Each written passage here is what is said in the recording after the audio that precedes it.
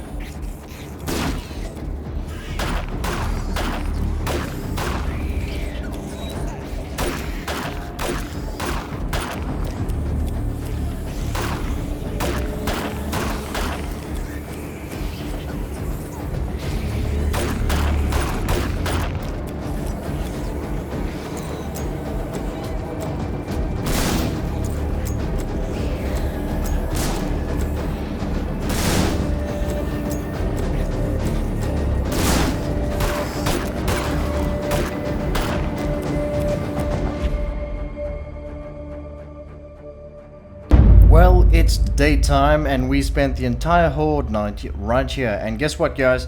It went a lot better than I actually would have imagined. I think it went really well. In the beginning, it got really bad really quickly, so I was like, is this really going to work? I had lots of cop zombies spitting at me. So yeah, that can be adjusted and changed in future. Definitely will think about improving that. So the main thing about this base is, did they try to break the main pillars? And yes, they did. They definitely tried to do that. They didn't dig here. I dug here. I put a spike in here, so they don't dig. But they were trying to hit on this, and they didn't get very far. But they were trying, but that's okay. The base, there's nothing that's really fallen down at all. There's nothing that's fallen down on this base. There's lots of damage, especially over here. It's got to do with the demolishers, cop zombies, and my grenades that I was throwing down. But that's okay. That's fixable. You can repair that. But I'm very impressed. This whole thing survived, and it went really well. I'm pretty sure this one would survive day 7 as well. So I'm not going to give that a try. I have got quite good confidence in this one that it will work. But either way, guys, I hope you enjoyed this video. I hope it gave you some inspiration. Again, if you want to download these bases, there will be a download in our Discord. There's a special channel called Download Bases. So, yeah. Thanks, guys. If you're new to the channel, be sure to subscribe, hit the like button, and I'll check you in the next one. Bye.